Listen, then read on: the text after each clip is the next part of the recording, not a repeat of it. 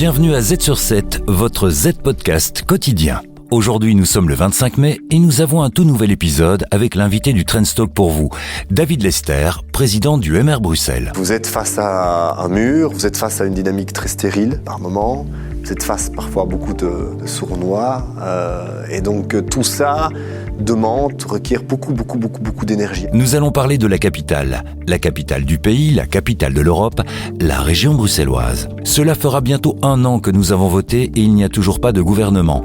Pour nous parler de cela, Olivier Mouton reçoit David Lester. Il travaille depuis 1 an pour former une majorité, en vain. Mais alors, on se demande, comment va-t-il ? Z sur 7, l'invité du Trendstalk. Une personnalité de premier plan se confie en profondeur sur ce qui a fait son actualité.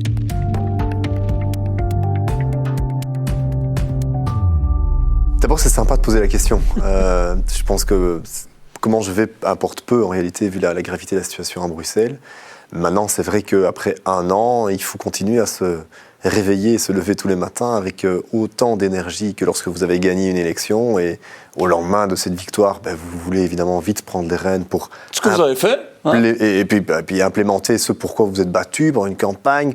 Titre personnel pendant 5 ans où j'étais dans l'opposition et le MR depuis 20 ans. Donc c'est naturel que d'une fois qu'on gagne, je dirais, une élection, on a envie de pouvoir dire « Ok, maintenant je vais développer tel ou tel projet pour Bruxelles et on en a besoin et on ne peut pas perdre de temps ». Cette énergie-là, évidemment, elle est naturelle pendant les premières semaines, les premiers mois. Un peu moins après 6 On a l'impression d'être face à un mur, en fait.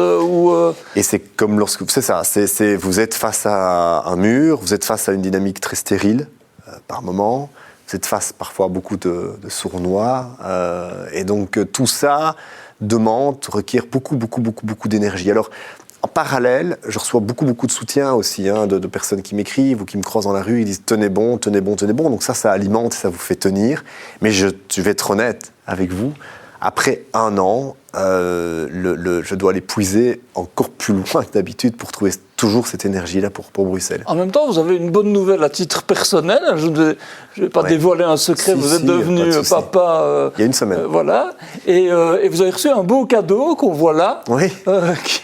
Qui est un beau clin d'œil. Vous pouvez nous raconter peut-être ? Oui, d'abord, merci aux nombreux messages. Puis j'ai reçu quelques cadeaux, en effet. Enfin, ma femme surtout, parce que c'est elle qui a fait tout le travail. Et ça, je l'ai reçu de Siltje van Achter, donc la ministre NVA, qui était aussi la chef de groupe politique NVA au Parlement bruxellois et qui avait réussi... Avec le petit clin d'œil de dire 9 mois, mais là, il n'y a pas eu de blocage. Il n'y a pas eu de veto. Et donc, si à l'époque, on avait pu, c'était fin novembre en fait, utiliser cette majorité néerlandophone qui s'est composée avec la NVA, le VLD, Groen et Vooruit, si le PS n'avait pas mis un veto comme le clin d'œil est mis ici, peut-être qu'on aurait certainement un gouvernement. Oui, parce que pour rappeler, donc le PS ne veut pas gouverner avec la NVA, en tout cas, or il y a 2 majorités qui sont nécessaires dans la région bruxelloise, et par ailleurs, l'Open VLD, votre parti frère, dit oui, mais nous on veut avec la NVA. Donc en fait, ça coince. Il y a d'autres sous-blocages et d'autres difficultés. Mais enfin, là, j'essaie de résumer un peu ce qui est le nœud du problème aujourd'hui. Vous avez bien résumé. Donc, c'est-à-dire qu'il faut quand même rappeler qu'il avait fallu presque 6 mois aux néerlandophones à Bruxelles pour... C'est ça. Au début, c'était là le problème. C'était là le problème. Ouais. Et après 6 mois, via toute une série, je dirais, de compromis des uns et des autres, ils nous ont présenté cette majorité qui était composée de Groen, qui a gagné les élections du côté flamand, de Vooruit, le partenaire socialiste, du VLD et de la NVA. Mais pour vous, c'était OK, en fait. Pour nous, évidemment, c'était OK aussi parce que vous aviez dans cet attelage-là, je dirais, 2 partis dits de gauche, Groen, Vooruit, puis 2 partis plus de centre-droit, VLD, NVA. Donc on se retrouve là quand même avec, je dirais, un équilibre assez logique. Mais là, le PS a alors mis son veto et depuis, tout est bloqué. Alors j'ai tenté encore pendant des semaines de soit faire lever les vétos, soit de trouver des solutions. Mais en effet, il y a d'autres blocages qui sont apparus. Donc fin février, début mars, j'ai écouté probablement que je suis peut-être plus la bonne personne pour le faire. Et donc je fais ce pas de côté. D'autres, après, ont repris le bâton. Donc votre président de parti, qui est aussi actif, Georges-Louis Boucher. Oui, donc il est souvent critiqué, mais en fait, il s'investit beaucoup pour essayer de se trouver une solution pour Bruxelles aussi. Il faut quand même lui laisser ça. Mais voilà, il faut reconnaître qu'aujourd'hui, je dirais 3-4 mois après mon départ, entre guillemets, la situation est, je dirais, encore pire qu'avant. En même temps, vous travaillez pour le moment. Oui. Si je ne me trompe pas, alors vous allez m'en donner un peu plus de détails, même si elle sera dévoilée un peu plus tard, mais vous travaillez à une note qui est une forme de déclaration gouvernementale façon MR pour mettre le contenu sur la table. C'est bien ça? En fait, c'est ça. C'est-à-dire que ce qu'il faut bien comprendre, c'est que pour former un gouvernement à Bruxelles, il y a 2 éléments qui manquent, qui existent au niveau fédéral, que tout le monde connaît bien, mais qui n'existent pas à Bruxelles, ni dans les autres régions. C'est que, on n'a pas la menace de retourner aux élections fédérales, on a cette menace-là qui existe. Soit c'est un gouvernement en affaires courantes toute la législature, soit c'est une nouvelle majorité. Mais on ne peut pas dire on retourne aux élections parce que ça ne marche pas. Fédéral, on peut. Et puis, il y a un autre élément qui manque terriblement à Bruxelles, c'est qu'on ne peut pas aller voir le médiateur parfait, en fait, dans notre pays, dans notre royaume, le roi. Bart de Wever, il a quand même été voir le roi 18 fois. C'est pas anodin. Moi, je ne peux pas. Donc, je n'ai pas, si vous voulez, cette instance suprême qui peut, à un moment donné, redonner une initiative, redonner, je dirais, un souffle nouveau en désignant un tel ou un tel comme médiateur, démineur, tout ce que vous voulez. Ça n'existe pas. Et donc, on a essayé toutes et tous, moi aussi, à titre personnel, pendant presque 9-10 mois, d'autres après moi, les engagés, gros, d'autres ont essayé, ça ne fonctionne pas, de mettre des gens autour d'une table pour qu'il y ait une majorité parlementaire. Et donc, on s'est dit, tentons ce qui n'a jamais encore été tenté, ce qui nous est reproché aussi à juste titre. Parlons maintenant du fond. Oui, parce que c'est vrai que jusqu'ici, on parlait surtout de, tiens, est-ce que vous êtes prêt à parler avec qui? Exactement. Et donc, on met ici je dirais les dernières virgules à ce qu'on appelle une note de politique générale. C'est en réalité ce qui, normalement, arrive à la fin des fameuses négociations politiques, de dire, voilà, on a une majorité parlementaire et c'est ça qu'on va mettre en application dans les prochaines années avec le gouvernement que l'on vous propose. Ici, on a essayé de faire ça, ça ne fonctionne pas. Donc, nous, premier parti à Bruxelles suite aux élections, on a travaillé, elle est terminée en réalité, donc ici on travaille à quelques modalités, à cette note. C'est votre programme ou c'est pas votre programme? Alors, vous savez, nous on est dans l'opposition depuis 20 ans, Bruxelles ne va pas bien, Bruxelles doit être réformée, et donc évidemment que notre programme propose beaucoup de réformes, mais nous avons tenté aussi dans ce programme-là, en fait ce qu'on a fait, c'est qu'on a été lire les programmes des autres potentiels partenaires, et on a vu dans quelle mesure il était possible donc vous avez intégré des éléments. Alors, on a intégré des éléments, mais sans pour autant non plus complètement nous dédouaner. Je rappelle qu'on a gagné les élections, pas qu'un peu, on était à 13 sièges, on est maintenant à 20 sièges, c'est quand même pas anodin, donc le message envoyé par les électeurs bruxellois est très clair. Ils veulent des réformes, et elles sont les réformes que nous avons portées après 20 ans d'opposition. Donc on ne va pas non plus complètement noyer cela, mais on doit évidemment, nous aussi, pouvoir gouverner avec d'autres, pouvoir faire des compromis. Alors, comme toujours, si vous voulez ne pas accepter cette note, vous pouvez, après 4 mots, dire qu'elle n'est pas bonne et que vous la rejetez. Ça, c'est de la politique. Si vous voulez être constructif, vous pouvez l'étudier et vous pouvez peut-être leur proposer encore quelques modifications et puis aussi vous dire, bon, on estime qu'il là-dedans, il y a un compromis. Il y a aussi des réformes qui sont basées sur toute une série d'études, de rapports qui ont été formulés au cours des derniers mois, des dernières années par des institutions neutres qui nous montrent, qui tracent la ligne vers où on doit aller pour réformer Bruxelles. Et il y a quoi comme grande réforme clé? Enfin, je ne vais pas dévoiler toute la note, mais je veux dire, est-ce qu'il y a des marqueurs, en fait? Alors, en effet, je ne peux pas la négocier ici sur votre plateau, M. Mouton, j'aimerais beaucoup. Je pense que ce serait peut-être plus simple, d'ailleurs, mais je pense qu'il ne faut pas avoir fait de hautes études à Bruxelles pour comprendre qu'un des premiers éléments capitaux, évidemment, ça va être de proposer une trajectoire budgétaire pour Bruxelles qui est la plus sérieuse possible. Je dois vous rappeler peut-être que la note de Bruxelles a été dégradée il y a 1 an. Standard & Poor's, ça veut dire que les taux d'intérêt sont encore plus élevés que ce qu'ils étaient avant. Et qu'elles pourraient l'être bientôt. Y compris sur les emprunts en cours. Donc, il faut savoir ça. Je pense que c'est bon pour vos auditeurs aussi, téléspectateurs, c'est que lorsqu'une note est dégradée pour une instance publique une autorité publique comme la région par exemple, ça veut dire que si vous empruntez, d'office les taux sont plus élevés parce que votre note est dégradée, mais ça veut aussi dire que les emprunts en cours, pour la grande majorité, sont également vus à la hausse. C'est comme si votre crédit hypothécaire était avec un taux plus élevé si on estimait que votre situation familiale était moins évidente socio-économique qu'avant. C'est ça, en fait, qui se passe. Et ça a déjà été dégradé il y a 1 an. Et si on n'envoie pas un message très clair ici dans les prochains jours, en réalité, la note sera à nouveau dégradée d'ici à mi-juin, grand max. Risque, ouais. C'est aussi un peu ça notre note de politique générale. Quand on dit trajectoire budgétaire, ça veut dire par exemple revoir les structures. Bien sûr. Oui, c'est ça. Ça veut dire qu'il faut quelque part, nettoyer les écuries sans mais bien sûr, et je pense que tout le monde est d'accord avec ça, y compris les structures en tant que telles. Vous savez, moi j'ai eu l'occasion de rencontrer toutes ces structures, enfin plusieurs fois, comme formateur depuis 1 an. Ça vous donne le temps de bien rencontrer et de bien vous informer sur la situation à Bruxelles. Et donc toutes les structures elles-mêmes qui ont été créées les dernières années à Bruxelles et qui sont peut-être un peu trop nombreuses, disent en effet, il y a très certainement des processus d'optimalisation, de rationalisation qui pourraient être enclenchés pour rendre la machine bruxelloise moins chère et plus efficace. Tout le monde est conscient en fait de cet enjeu-là. Il y a d'autres marqueurs, j'imagine, qui sont importants pour Bruxelles en termes de sécurité.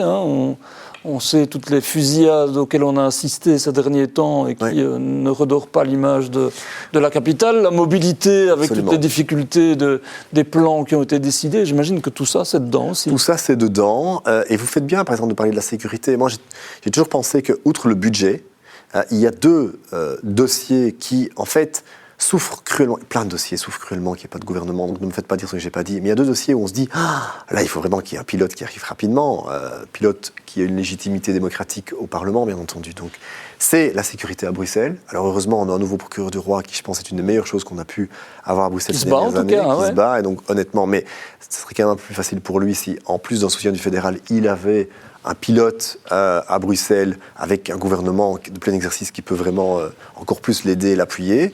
Et 2, c'est le site d'Audi-Forêt. Redéployer le site d'Audi-Forêt et s'assurer qu'il soit correctement et rapidement redéployé. Il y a une reconversion industrielle d'une certaine industrielle ou économique. Le vrai enjeu de Bruxelles, outre tout le volet communautariste et repli religieux identitaire, mais qui est peut-être moins l'actualité ici sur ce beau plateau, quoique le vrai enjeu, le vrai défi, c'est de recréer la capacité fiscale à Bruxelles. On doit recréer la classe moyenne ou garder cette classe moyenne. Et donc, il n'y a pas 65 000 endroits où on sait créer cette capacité fiscale. C'est le site d'Audi-Forêt, entre autres, mais c'est aussi, évidemment, alors on est dans une studio de médias ici, donc c'est Mediapark, par exemple, c'est le long du canal, c'est le plateau du Heysel, c'est Scarbeck Formation, c'est la gare du Midi et ses alentours. Ce sont tous des éléments là où on sait qu'on peut recréer soit du beau, soit de la capacité fiscale, il y a un potentiel économique important, en fait, à Bruxelles, même si c'est plus les industries du passé, le long du canal qu'on les a connus. Mais il y a autre chose. Mais vous savez, vous prenez, par exemple, Bruxelles est une des seules grandes villes d'Europe qui a la chance d'avoir un cours d'eau qui la traverse, mais qui ne l'a pas exploité comme aimant, qu'il soit touristique, économique. Prenez Copenhague. Copenhague est une ville qui a connu une situation socio-économique assez catastrophique, similaire à Bruxelles il y a 25 ans, avec une nouvelle autorité politique à l'époque, qui était sociodémocrate, donc je ne clive même pas spécifiquement. Ils ont fixé un cap qui était très clair, c'était de c'était d'arriver à une neutralité carbone à l'horizon 2025, en s'associant avec le secteur privé. C'est ce qu'ils ont fait. Mais le secteur privé, du coup, a même pu investir le long de ce fameux canal à Copenhague. Allez à Copenhague si vous avez l'envie ou le temps. Croyez-moi, c'est une ville magnifique qui, aujourd'hui, réattire plusieurs centaines, voire milliers de personnes de la classe moyenne, entre autres, à Copenhague chaque année. Donc, alors qu'elle en perdait, comme Bruxelles actuellement. Elle a misé sur des atouts, la gastronomie notamment, par exemple. La mobilité, une mobilité bien étudiée, mais aussi son canal, qui est devenu un aimant à la fois touristique, aussi en termes de logement, aussi en termes économiques. Et donc maintenant, dès qu'il fait beau, voire un petit peu moins beau, les gens vont à ce canal de Copenhague. À Bruxelles, pas. À Bruxelles, on n'y va pas. C'est pas parce qu'il fait beau que vous allez vous dire il y avait une idée qui a d'ailleurs été un peu conspue à une époque de faire une piscine sur le canal, mais c'est vrai qu'il y a eu... Oui. Vous me demandez, alors moi je vais vous dire, moi je suis à 300% pour, mais pas pour que ce soit financé par de l'argent public. Ça, il faut bien qu'on comprenne, on n'y arrivera plus. Et donc c'est aussi ça un message qui est à la fois d'espoir, mais aussi d'ambition que je veux envoyer au secteur privé, c'est de dire, les amis, Bruxelles n'a plus d'argent du tout, on n'est pas les seuls entre nous, il n'y a plus aucune autorité publique qui a vraiment encore beaucoup d'argent, mais Bruxelles particulièrement, et donc on doit saisir cette situation-là comme une opportunité pour le secteur privé, pour que, main dans la main, vous puissiez, vous, y développer des beaux projets. Une piscine, par exemple, comme celle-là dans le canal, alors c'est un exemple, mais pourquoi pas? C'est quelque chose qui arriverait super bien avec le musée Canal, justement, à côté, qui va se développer, qu'on peut conspuer au team. En attendant, il est là, donc autant l'utiliser à 300%. Et donc, vous ajoutez à côté une piscine, vous ajoutez à côté des bars, un peu de logement, vous recréez une dynamique. Imaginez qu'on gagne en plus Bruxelles 2030, capitale de la culture, ici, fin de l'année. Vous faites alors exactement ce que Glasgow a fait. Glasgow a été capitale européenne de la culture en étant la première capitale de la culture qui n'était elle-même pas une capitale. Ils ont pu se redynamiser alors que c'était une ville qui n'allait vraiment pas bien suite au déclin de l'industrie navale et autres. Et maintenant, c'est devenu véritablement une ville prospère. Quand on entend ça, MR et PS pourraient s'entendre sur un projet comme celui-là quand même. Ça paraît, on voit même ce qui se fait à la ville de Bruxelles, ça rejoint un peu ça. Donc il y a quand même un potentiel. Bien sûr, il y a, et je pense qu'à la ville de Bruxelles, il y a des projets comme ça de grosses. Le plateau du Heysel, par exemple, est un exemple. Il y en a d'autres. Ça veut dire que vous, est-ce que votre note pourrait décapsuler les choses quelque part? Vous l'avez dit, il y a évidemment votre programme de parti vainqueur, mais aussi vous intégrez des choses. Il y a un projet, on en parlera encore, mais ça veut dire que ça pourrait provoquer quelque chose. Ça pourrait. Je crois qu'il faut que les potentiels partenaires politiques doivent voir cette note comme des éléments où ils s'y retrouvent sur certains volets et où ils se disent là en fait c'est aussi dans notre programme. Si on veut être honnête, on a aussi mis ça dans notre programme. Et d'autres où, en effet, il faut faire des compromis. Où là, je vais donner un exemple, avec le Parti Socialiste, où, historiquement, c'est vrai qu'on a toujours eu un problème, c'est la politique du logement. Ils ont une politique du logement qui est, je dirais, plus encadrante. On sait qu'ils veulent encadrer les loyers, on sait qu'ils veulent construire beaucoup de logements sociaux et autres. Ouais. Nous sommes pour un marché, c'est vrai, moins régulé. Nous sommes aussi pour une politique en termes de logements sociaux qui ne vise pas uniquement, voire plus la construction, vu le manque de moyens, mais plus des systèmes comme les AIS ou les allocations loyer. Donc le but, c'est qu'il y ait plus vite, plus rapidement des personnes qui ont besoin d'un toit, qui puissent avoir ce toit, et qu'elles n'attendent pas que des logements soient construits, ce qui dure trop longtemps et ce qui coûte trop cher. Donc là, c'est vrai qu'il y a des équilibres à trouver. Et voilà, je pense que sur le fond, on pourrait en effet arriver, on doit de toute façon, c'est notre rôle en Belgique, vu qu'on est dans un système qui est proportionnel, où on doit se mettre d'accord entre partis, c'est pas majoritaire, c'est pas un parti, après 2 tours, c'est plusieurs partis, on doit trouver des accords, mais il y a ces derniers temps eu beaucoup plus de problèmes, je dirais, philosophiques, de veto, d'obstacles, humains aussi, interpersonnels, sans rentrer dans les détails, qui font que la situation est... Et quoi, ça veut dire que, parce que maintenant, Ahmed Laouech, qui est le patron du PS bruxellois, laisse entendre que lui a des contacts aussi peut-être pour former une coalition de gauche. Bon, sans rentrer dans les détails, on voit que les partis de gauche ne sont pas nécessairement partants, disant plutôt dans le chef d'écolo, nous on veut quand même que le PS et les Maires s'entendent. Bref, est-ce que vous craignez qu'une autre alternative se présente face à vous? Est-ce que je le crains? Pour Bruxelles, oui. Parce que je pense que c'est la gauche qui a gouverné Bruxelles ces 20 dernières années et que si on me dit que la situation aujourd'hui à Bruxelles est bonne, alors on n'a pas les mêmes lunettes. À titre personnel, si c'est démocratiquement ce à quoi ils arrivent, tant mieux. Je pense que si c'était le cas, je ne comprends pas bien que ça ne soit pas déjà arrivé, parce qu'alors qu'ils le fassent, j'ai envie de dire. S'ils ont une telle majorité, qu'ils le fassent. Mais moi, voilà, je continue. Et les engagés avec qui vous êtes associés déjà au fédéral, vous êtes associés à la région Wallonne, à la Fédération Wallonie-Bruxelles, donc vous n'êtes pas mariés, vous êtes 2 partis différents, mais enfin, il y a eu des signaux un peu différents envoyés ces derniers jours. Est-ce que vous êtes bien sûr de votre alliance? Oui, alors moi c'est-à-dire que, vous savez, les engagés sont aussi un parti qui sait à quel point il faut réformer Bruxelles et à quel point il faut repartir d'une page nouvelle. Et donc, je n'imagine pas une seule seconde qui veuille avoir un discours où il réforme Bruxelles en repartant avec les mêmes, en repartant avec ceux qui ont fait de Bruxelles ce que Bruxelles est aujourd'hui, sans celui qui a gagné les élections, à savoir le MR. Ça j'aurais beaucoup de mal à le croire. Et donc, voilà, je suis pas trop inquiet à ce niveau-là. Alors, on reparlera encore du fond de Bruxelles, mais j'ai envie de faire un petit chemin de traverse parce que vous êtes aussi, vous avez été actif dans les milieux économiques et dans l'ORECA. Racontez-nous. Oui, j'ai d'abord été indépendant pendant plusieurs années, comme j'étais traducteur-interprète. J'ai un peu travaillé dans le journalisme aussi, vous voyez, donc j'étais indépendant pendant tout un temps. Et puis j'ai en effet ouvert 2 restaurants, un avec ma femme et puis un autre avec un de mes tout meilleurs amis. Et c'était deux aventures géniales, mais C'était à Watermal-Boisfort, on en parlera Boisfort aussi. et un XL. Donc, ouais. Ah oui, voilà. Et les deux, on a arrêté les deux. Et vous savez, ça m'a beaucoup appris parce que quand vous faites de la politique, surtout au Parti libéral, vous plaidez évidemment pour une baisse des charges, vous militez pour l'entrepreneuriat, et ce sont parfois des lignes, des concepts qui vous paraissent évidents, mais qui vous sautent vraiment aux yeux quand vous les vivez naturellement. Je ne veux pas jeter la pierre à personne, mais défendre un projet quand vous avez vous-même été victime de ses défauts, c'est quand même plus crédible et plus fort. Et ici, défendre le projet qui est de dire on doit baisser les charges, on doit aider les entrepreneurs qui créent de l'emploi, on doit faire, et donc aussi en termes de flexibilité du marché de l'emploi, on doit faire en sorte que la simplification administrative soit un fait.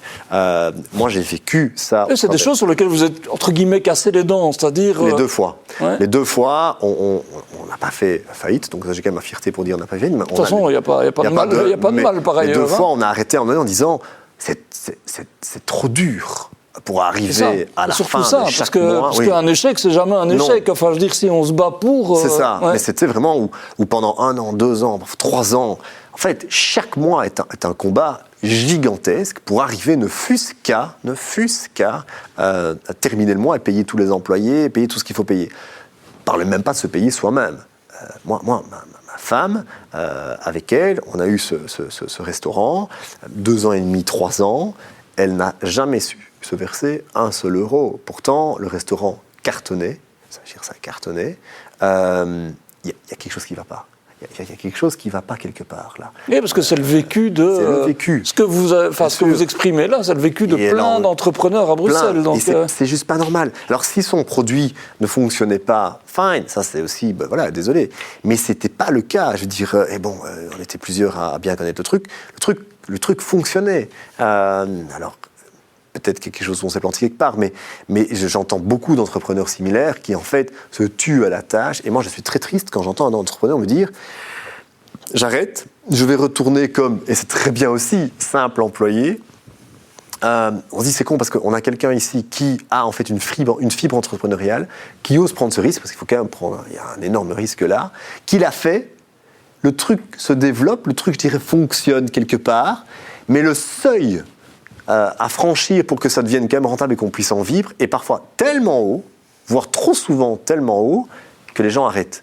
Et là, en Belgique, on s'est vraiment planté. On s'est planté. Je veux dire, moi, je vais tout le temps en Angleterre. Je passe beaucoup de temps en Angleterre pour tas de raisons.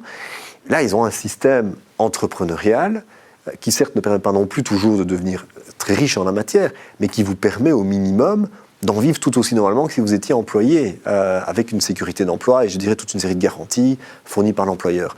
Ici, en Belgique, un entrepreneur, s'il n'a pas les reins extrêmement solides à la base, je ne sais pas très bien comment il s'en sort. Avec une ambition derrière aussi, parce qu'on pourrait, sans aller beaucoup plus loin, en Flandre, il y a des choses sur lesquelles ils ont misé très fortement, notamment l'Oreca, par exemple, avec des ambitions, des niveaux d'excellence, etc. Ce qu'on a l'impression que parfois à Bruxelles, on se répugne à faire. Ah, moi je crois qu'à Bruxelles, vous savez, il suffit de demander pourquoi les entrepreneurs n'y arrivent pas. Alors, outre le volet où les charges sont vraiment très élevées, et ça, honnêtement, je pense que dans l'accord de gouvernement fédéral, il y a une prise de conscience et qu'il y a une baisse des charges qui est prévue. Sera-t-elle suffisante? Je l'espère de tout cœur. Mais il y a une situation budgétaire fédérale qui fait aussi qu'on ne sait pas tout faire, mais quand même. Donc ça, il faut vraiment qu'on l'ait bien. Mais nous, à Bruxelles, moi je préfère le dire tout de suite aux entrepreneurs, donner plus de sous, c'est pas vrai, on ne saura pas le faire. Par contre, on doit tout faire pour qu'il y en ait plus des entrepreneurs et donc plus de rentrées fiscales aussi quelque part. C'est un win-win. Et donc, on doit travailler comme autorité politique bruxelloise sur 3 volets. Ce sont les 3 volets qui sont tout le temps cités par ceux qui arrêtent ou qui quittent Bruxelles. C'est 1, la mobilité, 2, la propreté, 3, la sécurité. Oui, mais c'est ça, Faites en sorte que votre quartier puisse être accessible, puisse être propre, puisse être sécure. Franchement, après, si l'entrepreneur se plante encore, c'est pas non plus toujours de la faute de l'autorité publique. Ça peut aussi être parce que le produit ne fonctionne pas, le service ne fonctionne pas, ou parce que les charges sont en effet trop élevées. Mais nous, au moins, on aurait fait une toute grosse partie du job. Et là, reconnaissons qu'en termes de mobilité à Bruxelles, c'est quand même pas toujours top. Je veux dire, les choses où ça va, mais c'est pas non plus top. En termes de propreté, c'est une catastrophe. Alors, peut-être parce que je suis maniaque, mais je trouve que Bruxelles reste, en certains endroits, beaucoup trop sale, voire ressemble à une porcherie. À certains endroits, ça ne va pas. Et 3, en termes de sécurité, Alors, on ne sait pas tout faire non plus dans une grande ville comme la capitale européenne, mais quand même, on se rend bien compte qu'il y a encore une marge de progression. Et qui manque justement, peut-être parce que c'est vrai que c'est la capitale, alors elle n'est pas toujours aimée comme elle devrait l'être dans ce pays, mais c'est quand même la capitale de l'Europe aussi, donc c'est quand même une vitrine qui pourrait être exploitée davantage. Imaginez-vous un seul instant, si vous appeliez une autre ville d'Europe, vous rêveriez d'être capitale de l'Europe, vous appelez Bruxelles. Je veux dire, c'est une chance folle. Si vous retirez cette fonction de capitale de l'Europe à Bruxelles, Bruxelles va vraiment tomber comme une ville parmi les autres. C'est pas normal. On a une chance folle d'être cette capitale européenne. Alors on me dit, oui, mais l'Europe nous coûte cher. Moi, je crois qu'elle nous rapporte aussi beaucoup. Et qu'elle pourrait peut-être nous rapporter encore davantage, si on était... Davantage. Mais d'ailleurs, pour ça, il y a aussi un autre... Vous savez, il y a plein de projets, l'air de rien, et ça qui me donne quand même espoir dans Bruxelles, qui se développent. On peut vous parler tout du quartier nord, entre la gare du Nord et la Tour du Midi, Tour et Taxi, pardon, où là, vous avez tout un projet gros développement immobilier, et ça va vraiment redynamiser tout un quartier. Vous avez l'autre quartier qui est City Forward, donc tout le quartier européen, qui lui vient d'être racheté, entre autres, par la SFPI. C'est presque 1 milliard d'investissements, avec derrière, vraiment tout un quartier qui va renaître. Et donc on voit, et ça c'est l'Europe, et là, donc on voit qu'il y a, comme vous l'avez très bien dit, une richesse complètement sous-exploitée. Il suffirait d'un petit kick politique pour que alors ça devienne vraiment, en quelques années de temps, une perle. Et un kick politique, ça veut dire aussi, alors, un gouvernement bruxellois sans doute, mais plus de cohérence entre les 19 communes, par exemple? Oui, par exemple, mais je vais vous donner un autre exemple de ce qui, d'après moi, il faudrait faire, et c'est pas ça qui va faire que je vais avoir la première page de tous les journaux demain, mais pour vous montrer qu'on a étudié, on a réfléchi. Pour moi, une des toutes premières mesures qu'il faut prendre lorsque ce gouvernement verra enfin le jour, c'est réduire drastiquement les délais de délivrance de permis. À Bruxelles, il vous faut entre 3 et 4 fois plus de temps pour obtenir un permis, que ce soit de construction, de rénovation, de réhabilitation, par rapport à la Flandre et la Wallonie. Mais ça veut dire que non seulement vous créez moins d'emplois, c'est entre 30 et 40 000 emplois en moins qui sont créés parce que ça prend trop de temps, vous rénovez pas assez le bâti, plus de 70% du CO2 vient d'un bâtiment qui date d'avant 1981 pour 90%, et vous ne créez pas assez de logements. D'où la crise du logement. Et puis, vous avez des investisseurs qui disent « Moi, je ne vais plus le faire à Bruxelles, ça prend trop de temps, c'est trop compliqué, c'est trop laborieux. » Moi, j'ai besoin d'investisseurs qui disent « Je viens rénover, je viens même voir construire, je viens développer. J'ai besoin de ça. » Vous envoyez comme signal que désormais à Bruxelles, vous obtenez ou pas votre permis dans un délai 3-4 fois plus court. Croyez-moi, ça va réattirer des investisseurs. Alors, c'est peut-être pas la une des journaux, mais donc, est-ce que la semaine prochaine, vous aurez peut-être la perspective de devenir enfin le ministre-président bruxellois auquel vous aspiriez le 9 juin dernier? Donc, je rappelle, vous allez déposer, en tout cas présenter cette déclaration gouvernementale à laquelle vous avez travaillé, en espérant quand même jeter des ponts vers des partenaires éventuels. Ça veut dire quoi? Vous allez revenir dans le jeu? Vous savez, quand j'ai démissionné fin février, j'avais dit, moi, j'ai quand même une santé mentale aussi à essayer de préserver. J'avais dit que non, je ne reviens que le jour où... il y a quelque chose qui se passe. Il y a une majorité. Parce que, évidemment, j'ai rédigé toutes les fiches de négociation avec toutes les mesures dont je vous ai parlé ici. C'est ça qui se négocie autour d'une table pour qu'on ait un accord de gouvernement. Ici, ce qu'on a décidé avec mon parti, c'est de dire on va déposer cette donne de politique générale ici dans très peu de temps. Ça, c'est moi qui l'ai rédigé. Donc, quelque part, j'ai du mal à partir, j'ai du mal à ne pas m'investir. C'est légitime d'ailleurs. Donc même si j'ai quelque part, c'est une fausse démission que j'ai eue il y a quelques mois, c'était parce que j'ai tout écarté aussi dans ma possibilité de carrière personnelle où j'aurais pu, sans rentrer dans les détails, partir ailleurs entre-temps plusieurs fois. À chaque fois, je suis resté sur Bruxelles. À chaque fois, je me suis concentré que là-dessus, sachant pourtant très bien que le tunnel, pour le moment, est tout noir et que chaque fois que j'ai pu allumer une lumière, quelqu'un s'est empressé d'aller l'éteindre. Mais oui, je ne désespère pas d'atteindre cet objectif. Et on s'entend bien pour Bruxelles. Hein, bien sûr.